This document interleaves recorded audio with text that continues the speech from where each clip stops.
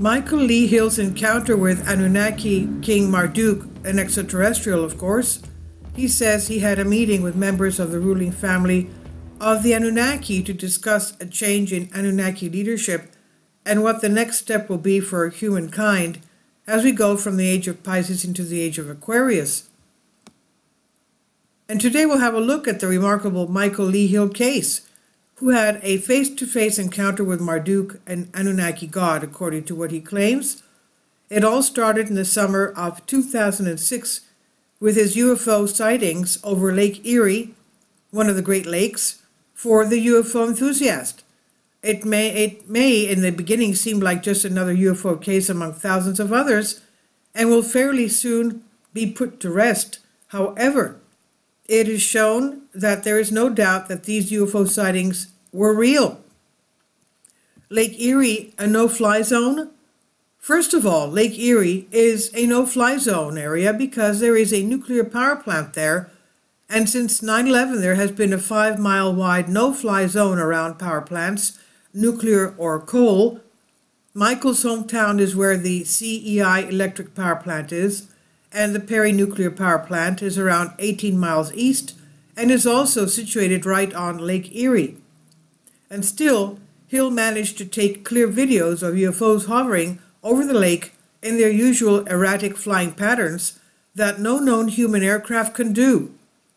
Moreover, Michael says it's like they know he is filming them and that they are posing for him. This is quite unusual, but would still be forgotten after a day or two if there was not a lot more to the story. The weird thing started when Bill Burns of the UFO Hunters group contacted him and another young man from Virginia who was former military, now discharged for very specific reasons, which we will go into. In January 2011, the History Channel published a documentary on Michael and the young ex-military man from Suffolk, Virginia, Terrell Copeland. Amazingly enough, it also appears that Michael had a face-to-face meeting with Marduk himself, or someone who presented himself as Marduk. But before we go deeper into Michael's case, let's introduce Terrell Copeland to the picture. Terrell Copeland is 25 years old and was discharged from the military due to strange blood anomaly the military doctors could not find the cause of, but considered it reason enough to discharge him altogether. So what was this blood anomaly all about? It releases massive amounts of CT creatine kinase into the blood, which in turn superoxygenates the bloodstream. Normally, this condition will create a lot of problems for the person, such as muscle damage, or usually it's the other way around. Severe muscle demands leads to high CK levels. Terrell's CK levels were as high as 2,000. For a normal person, the level rarely reaches over 200 UL. This is all recorded in Terrell's military records. However, Terrell has no muscle damage and he is in perfect health. Terrell's Copeland's UFO encounters. What differentiates him from a normal person, though, is that he has had several UFO encounters, both close to his home and away from his home. He has also had his home broken into and strange people threatening him. Being an ex-military with access to military flycraft, he says that what he has seen is not military, and indeed, strange similar phenomena also discussed in the movie occurred here during George Washington's times and are recorded as such. I doubt those were military. Now, videos show how big orbs in the sky are hovering around and sometimes split into two. In general, these UFOs are showing patterns that seem way beyond current technologies that we have, even the secret ones from the alien technology transfer programs. Bill Burns of UFO Magazine and UFO Hunters is an interesting character in his own light. He seems to know a lot more than he's letting out, and we'll see in the Michael Lee Hill case later in the video. Bill Burns calls Copeland an alien hybrid. However, it starts already with the Copeland interview. During the interview on the History Channel, he's telling Copeland that Copeland is an alien hybrid. He is told by his colleague in the video that this is highly controversial, but Burns is saying it to Copeland with great emphasis and with no hesitation, like it's the plain truth and he knows it. Copeland himself is not surprised, and it indicates to him as well. Michael Lee Hill's UFO sighting similar to Copeland's. Then Bill Burns and the UFO Hunter team go on by visiting Michael Lee Hill in his home in Ohio, close to Lake Erie. Michael puts on his coat and takes the whole team to the exact place where he has encountered his own UFO sightings over the Great Lake. And it was remarkable to the team and the viewer. What's remarkable is that Michael's sighting looked almost identical to the ones Copeland had. The two-person sightings were compared. Michael also tells the team that he has had encounters his entire life, hence his interest in UFOs and ETs. However, Michael is not alone in having seen these objects over Lake Erie. They were seen already in 1988 by Sheila Baker, and it was noted in the newspapers from that time, also evidenced in the video. Cleveland Plain Dealer, July 12, 1992. Even the Coast Guard witnessed this event, and UFO hunters are showing a copy of their report on the History Channel. Michael Lee Hill's close encounters with aliens and meeting with Marduk. Michael also tells the UFO Hunter team that he has had some very real close encounters with aliens who have done experiments on him against his will, just like we've heard about many times before from other abductees. Still, Michael's experiences go way beyond what is exposed in the History Channel video, which we'll explore in a moment, but first let's continue with what was revealed in the video. Dr. Ted Ackworth reveals Michael and Copeland's videos, reviews them. Dr. Ted Ackworth got a copy of both Copeland's and Hill's videos to compare them with each other. He had never seen anything like it before and could not explain what these objects were. Bill Burns gets quite excited over Michael's story and asks him if he wants to have his blood drawn because he suspects Michael has the same blood anomaly as Copeland. Michael agrees to do this, and they go to the laboratory in Massachusetts General Hospital. Copeland joins the team.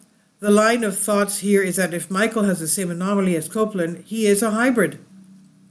Blood tests at Massachusetts General Hospital. They are tested by one of the leading doctors in the cardiopulmonary field, Dr. David Sear. Copeland, as well as Hill, are going through the same test to see if Copeland's anomaly is still present and if Michael has it too. Both tests show that they both have an elevation of CK in their blood. Dr. Sear and his team do not want to speculate as to why the levels are high. There is no muscle damage in any of the two persons, and nothing else seems wrong with them either. It remains a mystery. Michael Lee Hill's face-to-face communications with Anunnaki. In another interview, Michael said that the sightings over Lake Erie were just a small part of a much bigger story. He also claimed he had a face-to-face communications with the aliens who fly the spacecraft, encounters of the fifth kind. He also asked the interviewers to keep in mind that he had no knowledge about the Anunnaki at the time, and he had not read Sitchin's books. He had read somewhere about Nibiru, but did not know what to believe. So he just decided not to give it too much attention, and if it was real, time would tell. Michael Lee Hill's meeting with Anunnaki rulers. Michael says that when they were indications that the ETs were of the Anunnaki, he found it strange, but on the other hand, he did not know what or who they were. However, in July of 2008, Michael had a face-to-face experience with these people, and now he does believe it. He says he had a meeting with members of the ruling family of the Anunnaki to discuss a change in Anunnaki leadership and what the next step would be for humankind as we go from the age of Pisces into the age of Aquarius. In short, the meeting was about whether we humans are ready for a disclosure of the alien presence on Earth or not. Are we ready to be disclosed to the Anunnaki and other alien races? Of course, this sounds very odd. Why Michael, a musician and a filmmaker among thousands and thousands of others? Hence, blood anomaly hybrid, pre-selection agreements between lives. This is how it all started and developed into one of the strangest encounters we have ever read or heard about.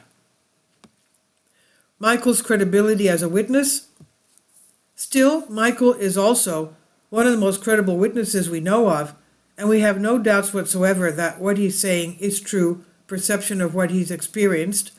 In July of 2008, a friend of Michael's took him on a camping trip to New York. They were headed for an annual event called Sirius Rising Festival. Keep in mind that the Samian Anunnaki are originally from Sirius, something that will show relevance. Michael knew nothing about this connection at that moment. The genie bottle encounter. His friend, in his turn, had a friend called Loki. Michael is not sure of the spelling. Loki is the name of a Scandinavian Asa god, by the way. Asar being another name for the Syrians, who also joined with them at the festival. Suddenly, Loki said he was going to check on her friend's campsite to see if everything was okay, and that he would soon be back again. Michael decided to follow Loki to the campsite, and that's where it got really strange, as Michael put it. When they arrived, this campsite had a round gazebo named I Dream of Genie bottle, and that's how it looked like from the inside. As it turns out, while Michael and Loki were still standing outside, Loki told him that some people inside the genie bottle were waiting to see him. Michael found it very curious, but he was also eager to see who they were. Well, inside, Michael noticed it was a round structure with a beautiful bed in the middle, with beautiful fabrics making up the whole interior. For some reason, once he got inside, Michael found it very disorienting, and something he couldn't find. Sometimes he couldn't find the door back out. On the bed sat two people, a male and female, but the strange thing was that Michael could not see their faces. Everything from shoulders up was blurry. He says he didn't know if it was the lighting, but their faces were veiled in shadows and could not be distinguished at all. Meeting the Anunnaki king Marduk, the male asked Michael to sit down, so he took the bean bag directly in front of the circular bed the two strange people were sitting on, and at the same time Loki exited the gazebo. The male asked Michael if he had performed any of the rituals on site or walked the labyrinth yet, which he told the male he had not and did not even know what they were. The male then asked him what he was there for in the first place. You know what's going on around here, right? Michael told him he does not buy into the ritual stuff, and the male said, "Great, me neither. Some strange people are doing strange things around here, don't you think?"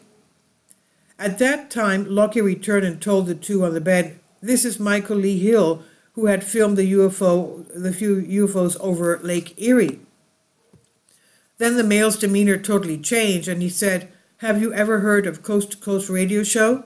Michael told him yes, and that he'd actually been on it. The male went on saying that they had recently been a man on that show named David Sereda, who was talking about a testimony from a senior scientist from Lockheed Martin, whose name was Boyd Bushman.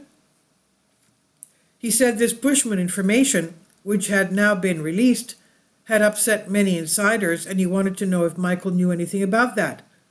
At this point, Michael was beginning to freak out, but felt that he needed to be honest, so he said he does know something about it because it was in his film From Here to Andromeda. The male seemed really shocked and asked who brought this person to him.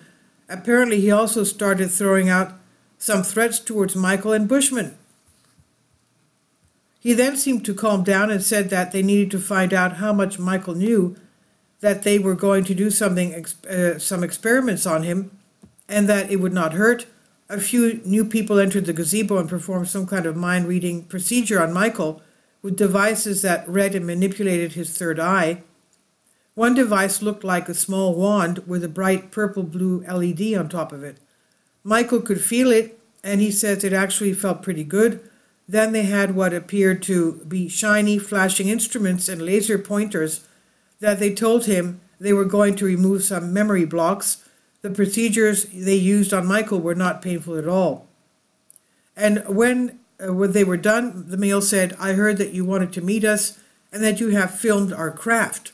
This is when Michael was told he was sitting before the king of the Anunnaki. The actual name of the person was never given to Michael, But after all that went down, he had all the reasons to believe this male was Marduk himself, who is the one and only king of the Anunnaki on Earth. The change in Anunnaki leadership?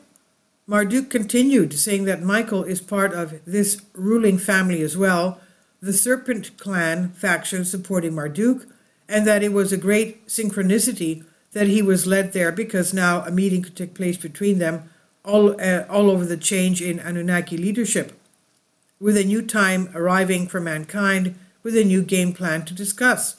And they told Michael that he and someone else were incarnated here now at this time as humans as opposed to Anunnaki, to be here for the end time changes. Could this someone else be Terrell Copeland?